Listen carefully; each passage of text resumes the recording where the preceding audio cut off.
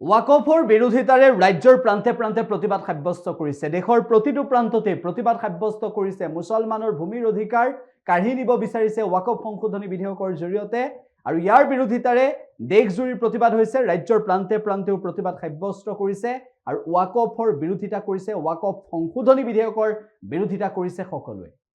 বাতিল কৰক, বাতিল কৰক, বাতিল কৰক, কংগ্ৰেছী বিধেয়ক 2024 বাতিল কৰক, বাতিল কৰক, বাতিল কৰক, এই বিধেয়ক আমি নামানো, নামানো, নামানো, বিধেয়ক আমি নামানো, নামানো, নামানো। চাওক, যোৱা 2 তাৰিখত ৰাতি 2:30 বজাত এই বিজেপি চৰকাৰে অসাংবিধানিকভাৱে এই সংশোধনী বিধেয়কখন কৰিছে, কিন্তু আমি ইয়াত কেতিয়াও মানি ল'ব পৰা নাই। আমাৰ ওয়াকফ সম্পত্তি, আমাৰ মুছলমানৰ সম্পত্তি, আমাৰ পূৰ্বপুৰুষসকলে আমাৰ মুছলমানসকলক দান দিয়া সম্পত্তি, এই সম্পত্তিক যদি কোনোবাই হস্তক্ষেপ কৰে আমি সেইটো কেতিয়াও মানি ল'ব নোৱাৰোঁ। আজি বিজেপি চৰকাৰে সময়ে সময়ে মুছলমানৰ বিৰুদ্ধে কাম কৰি আহিছে। প্ৰত্যেকটো সময়ত মুছলমানৰ যিখিনি কাম আছিল সেই কামৰ বিৰুদ্ধে গৈ কেনে মুছলমানক কেনেকৈ হাৰাশাস্তি কৰা যায়, মুছলমানক কেনেকৈ ধ্বংস কৰা যায়, সেই সম্পৰ্কে অমিত শ্বাহ আৰু নৰেন্দ্ৰ মোদী চৰকাৰে বিগত দিনত কাম কৰি আহিছে। গতিকে ওয়াকফ সম্পত্তি মুছলমানৰ সম্পত্তি, আমাৰ পূৰ্বপুৰুষসকলে আমাক দিয়া সম্পত্তি। গতিকে এই সম্পত্তিক যদি কোনোবাই হস্তক্ষেপ কৰিছে আমি কেতিয়াও মানি নলওঁ।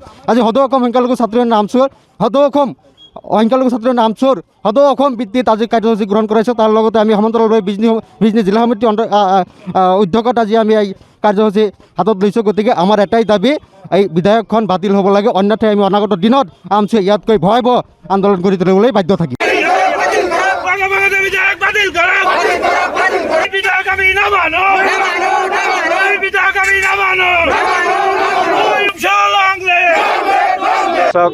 যোৱা 2 তাৰিখে বিজেপি চৰকাৰে যি ওয়াকফ সংশোধনী বিধেয়ক আনিছে সেইটো আমি আজি তীব্ৰভাৱে নিন্দা কৰিছোঁ, গৰিহণা দিছোঁ আৰু এই বিধেয়কখন অতি শীঘ্ৰে বাতিল কৰিব লাগে।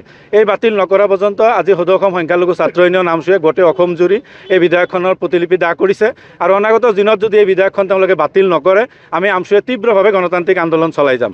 আৰু এটা কথা আপোনালোকে দেখিছে যে বিজেপি চৰকাৰখনে যেতিয়াৰ পৰা তেওঁলোকে শাসনত আহিছে তেতিয়াৰ পৰা তেওঁলোকে মুছলমান সমাজৰ ওপৰত আক্ৰমণ কৰিছে। আজি তেওঁলোকে ওয়াকফ সম্পত্তিৰ ওপৰত আক্ৰমণ কৰিছে। আজি ওয়াকফ সম্পত্তিটো আমাৰ সম্পত্তি, এই সম্পত্তি আমি কাৰো পৰা লোৱা নাই, এইটো আমাৰ পূৰ্বপুৰুষসকলে দিয়া সম্পত্তি, এইটো আল্লাহৰ নামত দান কৰা সম্পত্তি, এইটো আমি কোনো অমুছলমান মানুহৰ সম্পত্তি নহয়, এইটো আমাৰ সম্পত্তি। আমাৰ সম্পত্তিৰ ওপৰত তেওঁলোকে হস্তক্ষেপ কৰিব বিচাৰে, এইটো আমি তীব্ৰভাৱে নিন্দা কৰিছোঁ, গৰিহণা দিছোঁ। আৰু এটা তেওঁলোকে কৈছে এই বিধেয়কখন আমি সংশোধন কৰিব, কি সংশোধন কৰিব? ইয়াত আমাৰ সম্পত্তি, আমাৰ অধিকাৰ, আমি এইটো যেনেকৈ ব্যৱহাৰ কৰিছোঁ আমাৰ দুখীয়া দৰিদ্ৰ মুছলমান সমাজে এইটো ব্যৱহাৰ কৰিছে, ইয়াৰ দ্বাৰা মুছলমান সমাজ উন্নতি হৈছে, এইটো তেওঁলোকে বিৰোধ কৰিব খুজিছে। তেওঁলোকে কৈছে ওয়াকফ সম্পত্তিত তেওঁলোকে অমুছলিম মানুহ ইয়াত অন্তৰ্ভুক্ত কৰিব। সম্পত্তি আমাৰ, অমুছলিম মানুহ সম্পত্তি ইয়াত নিদিয়ে। আমাৰ যি মানুহে দিব ইয়াত তেওঁলোকে 5 বছৰ ইছলাম ধৰ্মত থাকিব লাগিব, তাৰপিছত এইটো ওয়াকফ সম্পত্তি তেওঁলোকে দান কৰিব পাৰিব, আল্লাহৰ ৰাস্তাত দান কৰিব পাৰিব।